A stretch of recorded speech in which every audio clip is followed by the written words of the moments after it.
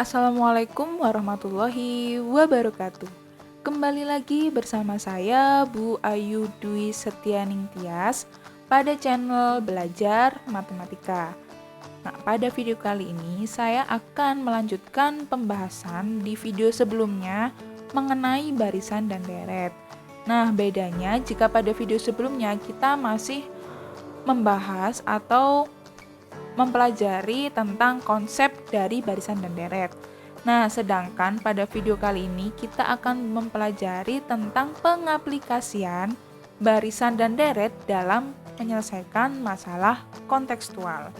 Di sini kompetensi dasar yang kita gunakan adalah KD 4.6, yaitu menggunakan pola barisan aritmetika atau geometri untuk menyajikan dan menyelesaikan masalah kontekstual, termasuk pertumbuhan, peluruhan, bunga majemuk, dan anuitas. Nah, pada video sebelumnya, saya berikan suatu permasalahan Pak Hamzah yang menginvestasikan modal sebesar 20 juta kan. Nah, nanti di sini kita akan membahas bagaimana sih cara menyelesaikan permasalahan yang dialami oleh Pak Hamzah ini. Di sana kan sudah dijelaskan juga mengenai bunga majemuk. Nah, nanti di video ini kita juga akan mempelajari lebih lanjut mengenai konsep dan rumus dari bunga majemuk. Nah, yang pertama kali kita pelajari adalah pertumbuhan. Jadi pertumbuhan itu berdasarkan deret ukur geometri, di mana pertumbuhan itu selalu bertambah dengan suatu persentase yang tetap dalam jangka waktu tertentu. Misalkan, pertumbuhan nilai suatu benda setiap tahun itu sebesar R%. Nah, jika nilai awal benda adalah H, maka pertambahannya adalah H kali R, ya kan? Pertambahan nilai benda tersebut H kali R. Nah, rumus nilai benda setelah T tahun itu dapat kita rumuskan dengan cara berikut.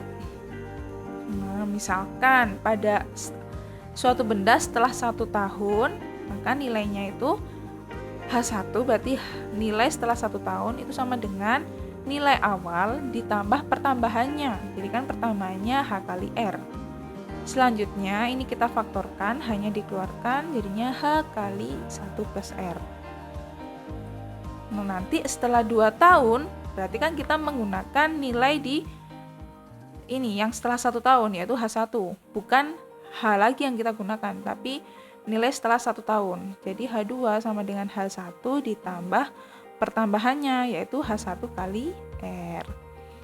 Nah, lalu ini kita faktorkan, H1-nya keluar, H1 kali 1 plus R. Nah, ingat nih di awal H1 kan sama dengan H kali 1 plus R. Kita substitusikan. H1 sama dengan H kali 1 plus R dikali 1 plus R. Sehingga H2 itu sama dengan H kali 1 plus R kuadrat. Setelah 3 tahun, berarti kan kita menggunakan nilai di setelah 2 tahun ya. Jadi kita gunakan H2 seperti ini. Sama kan konsepnya, H3 sama dengan H2 ditambah pertambahannya yaitu H2 kali R. Lalu kita kerjakan, di sini H2 kita substitusikan nilai yang sudah diperoleh tadi, H kali 1 plus R kuadrat. Sehingga diperoleh H kali 1 plus R pangkat 3. Nah, kalau pertanyaannya setelah T tahun, itu jadinya berapa? Iya, HT, jadi ini kita ganti, HT sama dengan H, nilai awal, dikali pertambahannya 1 plus R pangkat T. Nah, Bu, tapi di buku saya kok menggunakan variabel N ya, Hn, itu sama saja maknanya. Asalkan kalau di sini kalian menggunakan N, di sini juga N, jangan di sini N ini T. Nah, tidak ada hubungannya dong di sini padahal H pada N, tapi di rumusnya kok T. Nah, jadi harus kita sesuaikan. Kalau kamu mau menggunakan N, ini juga N. Kalau T juga harus T, harus seragam. Nah, di sini H adalah nilai awal, lalu R persentase pertumbuhan setiap tahun, T waktu yang dibutuhkan, jadi menyesuaikan R. Kalau R-nya itu setiap tahun, maka ini berapa tahun. Kalau R-nya setiap bulan, maka ini nanti ada berapa bulan T-nya. HT itu nilai benda setelah T tahun. Kalau ini R-nya setiap T tahun, maka ini setelah T tahun. Kalau setiap T bulan, maka ini setelah T bulan. Nah, langsung saja kita masuk ke contoh soal dari pertumbuhan. Nah, pada tahun 2000, penduduk suatu negara itu tercatat 25 juta jiwa. Jika tingkat pertumbuhannya mencapai 3% per tahun, tentukan perkiraan jumlah penduduk di negara tersebut pada tahun 2020. Nah, ingat ya, kalau mau menyelesaikan soal cerita, kita tulis apa saja yang diketahui dan apa yang ditanyakan, baru kita jawab. Kenapa? Agar jelas apa yang kita pahami, gitu ya. Jadi, karena kekurangan soal cerita kan kadang kita terburu-buru nih, langsung masukin angka aja. Nah, supaya kita tidak tergesa-gesa seperti itu, kita tulis apa aja yang diketahui. Nah, jadi seperti mengidentifikasi soal ini dulu. Nilai awal 25 juta, presentasenya 3%, dari 2000 ke 2020 berapa T-nya? Ya, 20 tahun, karena presentasinya setiap tahun. Lalu yang ditanyakan adalah H20. Ya sudah, untuk menjawabnya langsung saja kita substitusikan ke rumusnya yang tadi sudah kita peroleh, yaitu HT sama dengan H kali 1 plus R pangkat T. Hanya 25 juta dikali 1 plus 3% pangkat 20. Nah, untuk menjawab ini kalian boleh menggunakan alat bantu karena menghitungnya juga cukup panjang. Ke 25 juta kali 1,8061. Maka ingat, kalau soal cerita harus kita beri kesimpulan.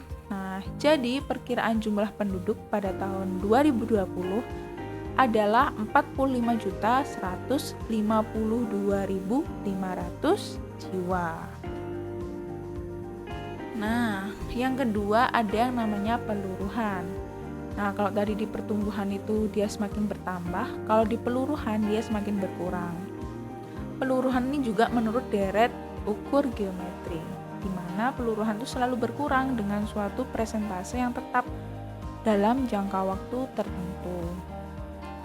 Misalkan peluruhan nilai suatu benda setiap tahun adalah R%.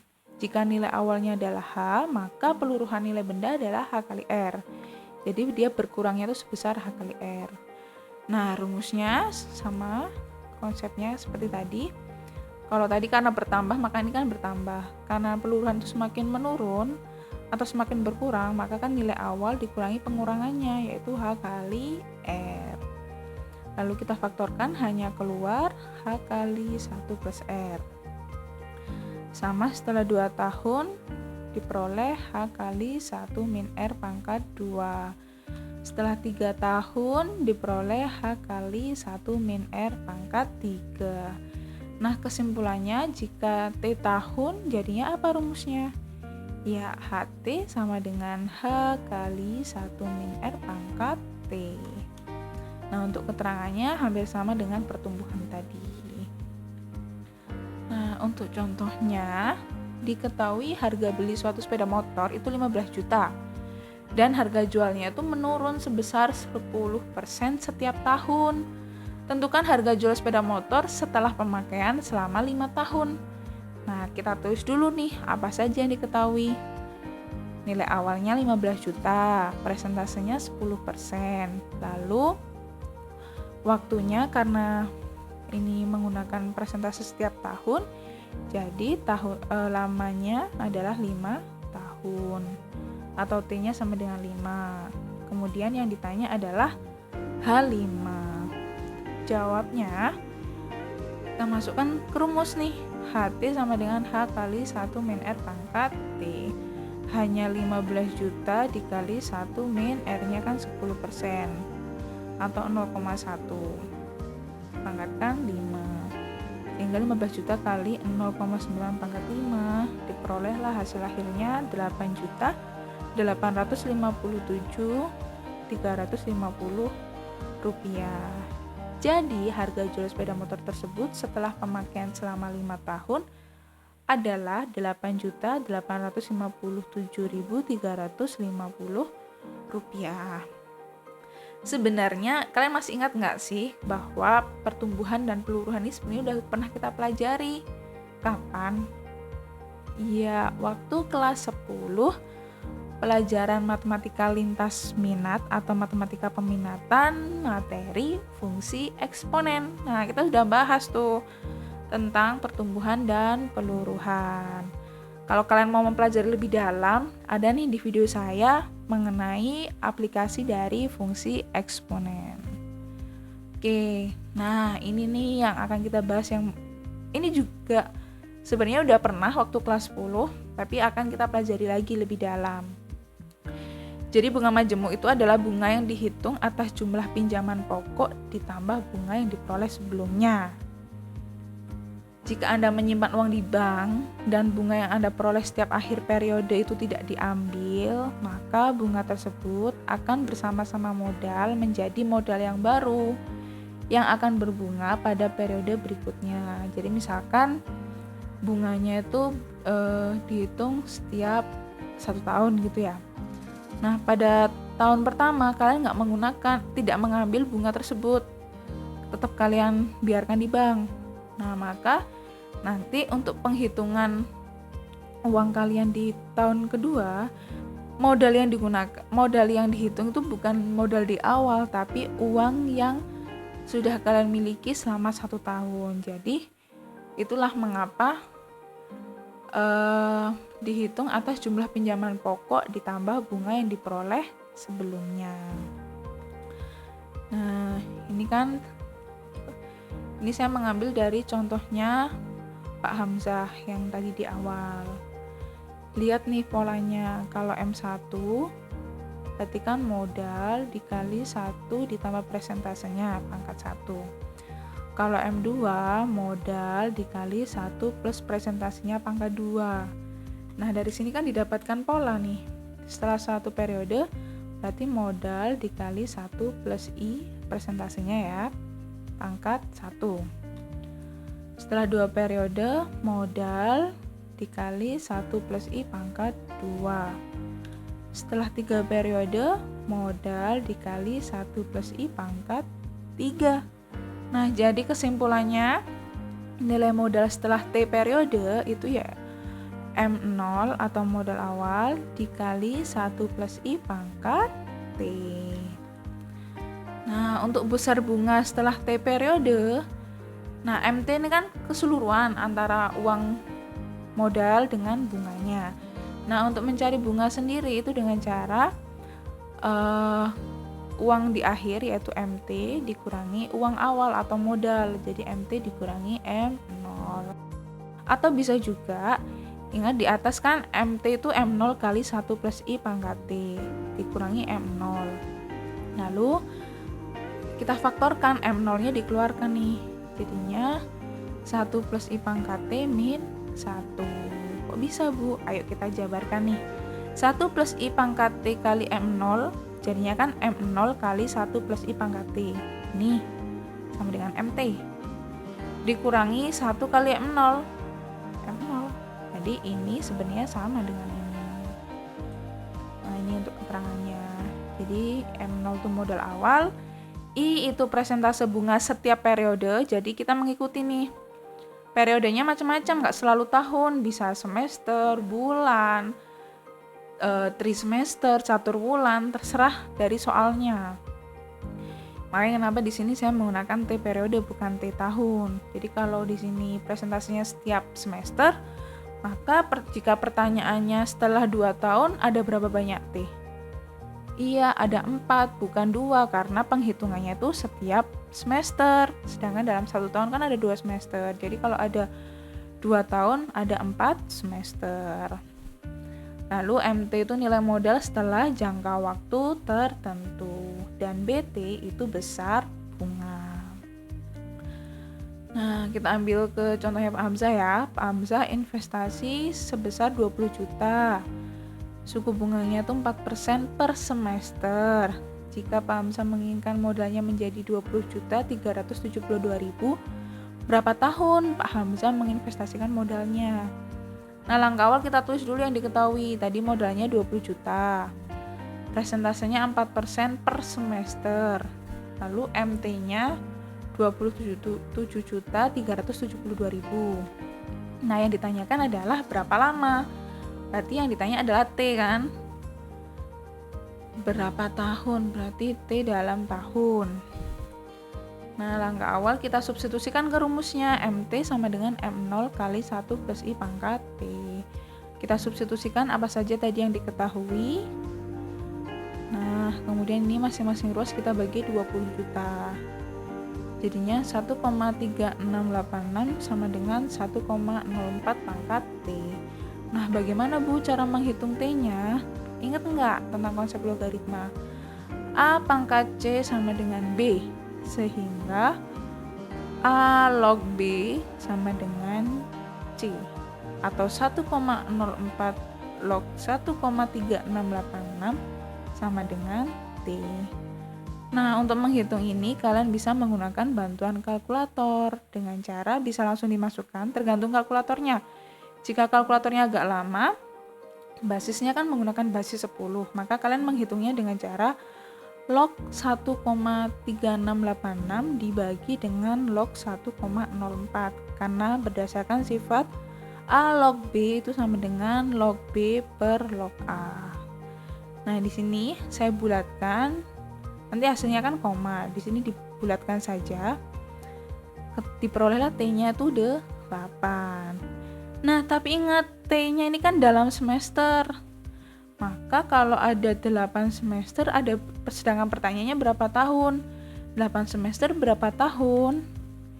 Iya, 4 tahun. Jadi Pak Hamzah menginvestasikan modalnya selama 4 tahun. Jadi kalian jangan tergesa-gesa menggunakan T akhir. Kalian sesuaikan apa yang ditanyakan dengan apa yang kalian hitung. Sudah sesuai nggak? Sama-sama tahun, sama-sama semester, atau berbeda? Kalau berbeda kalian samakan dulu seperti ini. Baik anak-anak, yang terakhir adalah anuitas. Nah, jadi anuitas itu suatu pembayaran atau penerimaan uang setiap jangka waktu tertentu dalam jumlah yang sama atau tetap. Nah, jangka waktu tersebut dinamakan periode. Pembayaran secara anuitas ini dilakukan setiap akhir periode. Periode pembayaran bisa setiap bulan, triwulan, kuartal, semester, atau tahun. Jumlah pembayaran anuitas terdiri dari angsuran dan bunga. Maksudnya seperti ini, misalkan kalian meminjam uang di suatu bank, atau kalian kredit rumah, kredit mobil, kredit motor. Nah, jika kita meminjam uang di bank, itu kan pasti terkena biaya tambahan atau bunga, ada bunganya kan, misalkan awalnya 1 juta, karena ada bunganya, jadi kalian harus mengembalikan sebesar 2 juta atau 3 juta dan seterusnya. Jadi tergantung berapa persen bunganya. Nah, misalkan gini, kalian meminjam uang sebesar 10 juta. Lalu akan kalian bayarkan selama 3 tahun setiap bulan. Jadi setiap bulan kalian bayarkan selama 3 tahun. Nah, berarti kan ada 36.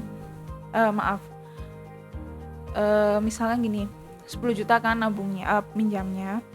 Lalu dari bank itu bunganya itu dihitung setiap semester. Misalkan 10% per semester. Jadi kalau ada 3 tahun, berarti kan kalian nanti bayarnya ada 6 kali pembayaran kan, karena ada 6 semester.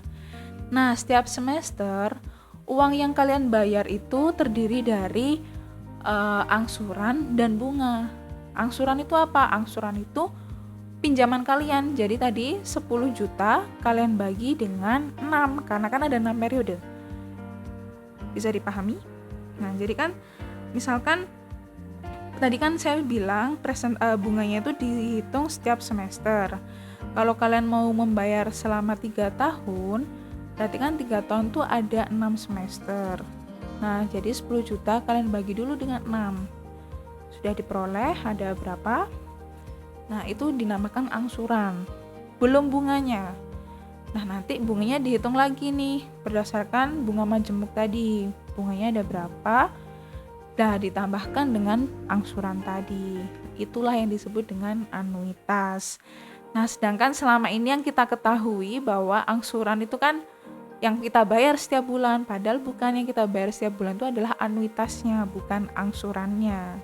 Karena kalau angsuran tuh belum mencakup bunganya, sedangkan kalau anuitas itu sudah terdiri dari angsuran dan bunga, seperti itu. Nah, nih kalau angsuran kan suatu pembayaran dengan jumlah tertentu yang mungkin jumlahnya berbeda. Jadi angsuran itu antara periode pertama, kedua, ketiga, dan seterusnya itu belum tentu sama. Sedangkan kalau tadi anuitas itu nilainya selalu sama. Jadi misalkan kalian membayarnya setiap semester 500.000 gitu ya, maka nanti semester kedua juga 500.000. Sedangkan angsuran itu belum tentu sama antara periode pertama dengan periode kedua. Nah, untuk mencari nilai anuitas, pertama-tama modal itu kan berarti jumlah dari semua angsuran. Misalkan angsuran pertama A1, angsuran kedua A2 sampai A ke T. Nah, semua angsuran itu kalau kita jumlahkan nilainya sama dengan pinjaman kita atau M. Nah, lalu untuk mencari angsuran, misalkan ditanyakan angsuran kelima. Nah, maka AT itu sama dengan A1 angsuran pertama dikali 1 plus I presentasenya berapa persen pangkat T-1. Nah, kemudian A besar itu kan anuitas. Anuitas itu kan terdiri dari angsuran ditambah bunga. Jadi angsuran pertama ditambah bunga pertama, angsuran kedua ditambah bunga kedua, angsuran ketiga ditambah bunga ketiga, dan seterusnya. Jadi nanti walaupun angsuran pertama, kedua, ketiga berbeda dan bunga pertama, kedua, ketiga berbeda, tetapi jika A1 dipasangkan dengan B1, nilainya akan sama dengan A2 ditambah B2, A3 ditambah B3, dan seterusnya. Nah, lalu kita kan mau mencari nilai rumus dari anuitas ya. Ini yang sudah diketahui, kita substitusikan. M itu kan ini A1 tambah A2 tambah A3 sampai A ke T. Kemudian A1 sendiri kita masukkan ke rumus ini. A1 berarti kan 1 plus I pangkat 1 min 1 pangkat 0. Berarti 1 plus I pangkat 0 kan 1, tersisa A1. Lalu A2, di sini A2 berarti A1 plus 1 plus I pangkat 2 kurangi 1, 1. Sampai ke T, kalau AT kan A1 kali 1 plus I pangkat T min 1. Nah, kalau kita perhatikan, M ini membentuk pola apa nih? Iya, pola geometri dengan rasionya. Ingat, rasio kan suku kedua dibagi suku pertama, atau suku ketiga dibagi suku kedua, dan seterusnya. Ini dibagi ini, apa jadinya? Ya, 1 plus I. Jadi rasionya adalah 1 plus I. Kemudian banyaknya N-nya itu adalah sebanyak T, karena ini kan suku ke T. Oke, nah sekarang tadi kan sudah diperoleh nih seperti ini. Maka untuk mencari jumlah dari M itu kan sama dengan mencari SN dari dari deret geometri. Nah, rumusnya kalau deret geometri kan A kali R pangkat N min 1 per R min 1.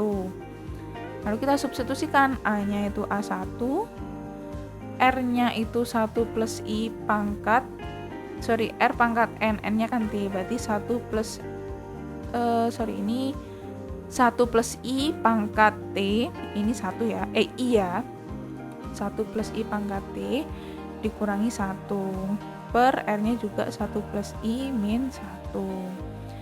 Nah, kemudian ini A1 dikali 1 plus I, ini I pangkat T min 1. Ini satunya kan 0, tersisa I. Nah, kemudian kita perhatikan nih, M kan sama dengan A1 dikali 1 plus I pangkat T min 1 per I. Nah, maka dari sini kalau saya mau mencari A1, berarti kan nanti M kali I dibagi 1 plus I pangkat T dikurangi 1. Kita peroleh itu sebagai persamaan pertama. Nah, lalu nilai anuitas tadi kan A1 tambah B1 ya. Nah, B1 itu kan diperoleh dari modal kali presentase. Ya enggak? Modal kali presentase, jadi M kali I. Nah, sehingga A1 itu kan sama dengan A dikurangi M kali I. Ini persamaan kedua. Nah, berikutnya nanti persamaan pertama kan diperoleh A1 sama dengan. Persamaan kedua kan A1 sama dengan juga. Nah, sehingga dari persamaan 1 dan 2 diperoleh A min M kali I itu sama dengan yang tadi sudah kita dapatkan, M kali I per 1 plus I, ini I ya, 1 plus I pangkat T min 1. Nah, berikutnya ini kita masing-masing ruas kita tambah dengan M kali I agar ini hilang. Ini ditambah M kali I. Lalu karena penjumlahan pecahan kita samakan penyebutnya, ini kan per 1. Jadinya M kali I dikali 1 plus I pangkat T min 1. Lalu ini kita jabarkan, jadinya M kali I kali 1 plus I pangkat T dikurangi M kali I. Ya kan, M kali I kali min 1 kan jadinya ini. Kemudian kita lihat, ini kan bisa dicoret atau 0 kan.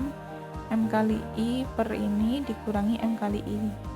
Tersisa M kali I plus M kali I kali 1 plus I pangkat T per 1 plus I pangkat T dikurangi 1. Jadi untuk rumus anuitas adalah modal dikali presentase dikali 1 plus I pangkat T dibagi 1 plus I pangkat T min 1. Nah, rumus ini kita bisa menyederhanakannya lagi. Nah, seperti ini. Tadi kan anuitas ini nih rumusnya. Untuk menyederhanakan, masing-masing ruas kita kali dengan 1 plus I pangkat T per 1 plus I pangkat T. Ingat, ini per ini kan sama dengan 1. Jadi, tidak akan merubah nilainya. Karena kan dikali 1 kan nilainya tetap. Nah, lalu ini kita kalikan pembilang dan penyebutnya. Jadinya M kali I dikali 1 plus I pangkat T per 1 plus I pangkat T. Ini juga 1 plus I pangkat T min 1 per 1 plus I pangkat T per 1 min 1 plus I pangkat T. Bisa dipahami? Jadi karena pengurangan kita kalikan masing-masing kan, ini kali ini dikurangi ini kali ini. Jadinya bentuknya seperti ini. Nah, kalau kita perhatikan, ini kan pembilang dan penyebutnya sama, berarti kan ini kan 1. M kali I kali 1 kan sama dengan M kali I. Ini juga sama dengan 1, dikurangi 1 per I 1 plus I pangkat T. Ingat pada sifat eksponen, jika ada bentuk pangkat yang di bawah atau sebagai penyebut, kalau kita naikkan menjadi 1 min 1 plus I pangkat min T. Jadi kesimpulannya rumus anuitas ini ada 2, yang pertama ini, yang kedua ini. Nah,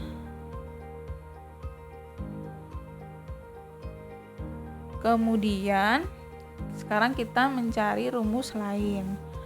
Dari persamaan 1 tadi kan diperoleh rumus ini. Lalu di persamaan 3 rumus ini. Nah, substitusikan persamaan 1 ke persamaan 3. Nah, di persamaan 3 itu kan M kali I kali 1 plus I pangkat T per 1 plus I pangkat T min 1. Nah, ini kita keluarkan 1 plus I pangkat T-nya supaya bentuknya sama seperti yang A1. Nih. Jadi dari sini ke sini 1 plus I pangkat T-nya kita keluarkan. Nah, lalu M kali I per ini kan sama dengan A1. Jadi ini kita substitusikan sebagai A1. Sehingga anuitas itu sama dengan A1, angsuran pertama dikali 1 plus I pangkat T. Jadi kesimpulannya, rumus yang ada pada anuitas, yang pertama, untuk mencari besarnya angsuran pertama, itu dengan cara modal dikali presentasenya dibagi 1 plus presentase pangkat T min 1. Nah, lalu untuk mencari besarnya angsuran ke T atau AT itu sama dengan A1 angsuran pertama dikali 1 plus presentasenya dipangkatkan T min 1. Nah, kemudian untuk mencari hutang awal itu adalah angsuran pertama atau A1 dikali 1 plus I pangkat T dikurangi 1 per I. Nah, untuk mencari besarnya anuitas, di sini ada 3 rumus yang maknanya sama, hanya ada disederhanakan saja. Yaitu yang pertama, M kali I kali 1 plus I pangkat T per 1 plus I pangkat T min 1. Dari sini bisa disederhanakan menjadi M kali I per 1 min 1 plus I pangkat min T. Atau A1 dikali 1 plus I pangkat T. Nah, kita menggunakan rumus yang terakhir jika A1-nya sudah diketahui. Tetapi jika A1-nya belum diketahui, kita gunakan rumus yang pertama atau kedua. Lalu ada juga yang namanya sisa pinjaman setelah pembayaran anuitas ke T. Jadi misalkan kalian sudah membayar anuitasnya selama 3 periode, sedangkan kalian harus total pembayarannya kan 5 periode, maka sisanya kan ada 2 periode. Itu kita gunakan rumus ST. Nah, ST itu sama dengan BT plus 1 per I. Jadi sisa pinjaman pada periode ke T itu diperoleh dengan cara bunga pada periode berikutnya dibagi dengan presentasenya, atau dengan cara sisa pembayaran ke T itu sama dengan sisa pembayaran sebelumnya dikurangi dengan angsuran pertama. Sedangkan untuk mencari sisa bunga pada akhir periode itu dengan cara ST min 1 dikurangi I, atau sisa pinjaman pada periode sebelumnya dikurangi dengan presentasenya, seperti itu. Oh maaf, ini dikali dengan presentasenya, ini juga AT. Maaf ya, ini saya ada salah tulis. Jadi saya ulangi, untuk sisa pinjaman setelah pembayaran anuitas ke T itu adalah sisa pinjaman sebelumnya, sisa pinjaman sebelumnya dikurangi anuitas ke T. Bisa dipahami? Jadi untuk misalkan sekarang adalah sisa pinjaman yang ke terakhir ya. Berarti untuk mencari sisa pinjaman terakhir itu dengan cara sisa pinjaman sebelumnya dikurangi dengan angsuran yang hari ini. Itu adalah sisa pinjaman yang sekarang. Nah, sedangkan untuk sisa bunga yang pada periode terakhir, pada periode ke T itu adalah sisa pinjaman sebelumnya dikalikan dengan presentase bunganya. Jadi sisa sebelumnya berapa dikali dengan bunganya, dikali dengan presentase bunganya berapa, maka itu adalah bunga pada periode ke T. Oke, di sini jadi lumayan cukup banyak rumus yang harus kita hafalkan. Jadi rumus-rumus ini lama-lama akan kita pahami setelah kita banyak berlatih soal. Seperti itu. Oke, untuk contohnya, Putri meminjam uang di bank sebesar 10 juta. Pembayarannya dilakukan dengan cara anuitas dengan bunga 2% per bulan. Pinjaman diharapkan lunas dalam waktu 2 tahun dengan pembayaran bulanan. Hitung jumlah pembayaran setiap bulannya. Jadi kita harus mencari anuitas karena kan setiap bulannya dia membayar nilai yang sama atau nilainya tetap. Nah, kita tulis yang diketahui dulu, M-nya 10 juta, I-nya 2%, T-nya karena 2 tahun itu sama dengan 24 bulan. Harus kita jadikan bulan karena I-nya itu dihitungnya per bulan. Nah, yang ditanya adalah jumlah pembayaran setiap bulannya, berarti kan anuitas atau A besar. Nah, kita jawab nih, karena yang A1-nya tidak diketahui, maka di sini saya menggunakan rumus yang pertama, yaitu M kali I dikali 1 plus I pangkat T per 1 plus I pangkat T min 1. Kita substitusikan apa saja yang diketahui. 10 juta dikali 2% dikali 1 plus 2% pangkat 24 per 1 plus 2% pangkat 24 min 1. Nah, ini kita hitung menggunakan alat bantu untuk mempermudah. Diperoleh 200.000 kali 1,6084 per 0,6084. Nilainya sama dengan 528.743,34. Jadi setiap bulannya dia harus membayar sekian. Nih, jadi jumlah pembayaran setiap bulan adalah 528.743 rupiah. Nah, kalau saya menggunakan rumus yang kedua, maka kan A sama dengan M kali I dibagi 1 min 1 plus 2% pangkat min 24. Nah, lalu ini kita hitung 200.000 dibagi 0,3782 diperoleh 528.710,97. Nilainya tidak sama persis, hanya saja di sini sama-sama 528.700. Kalau kita perhatikan nih, 528.700 yang membedakan adalah bilangan puluhan dan komanya.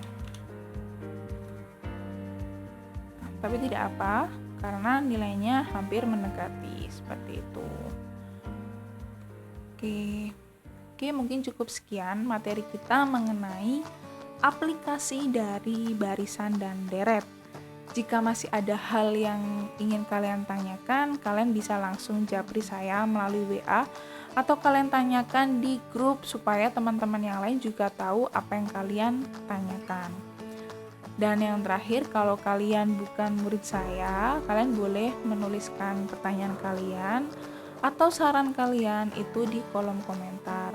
Tapi ingat, tetap gunakan bahasa yang santun, tidak saling menjatuhkan dan tidak saling menjelek-jelekan.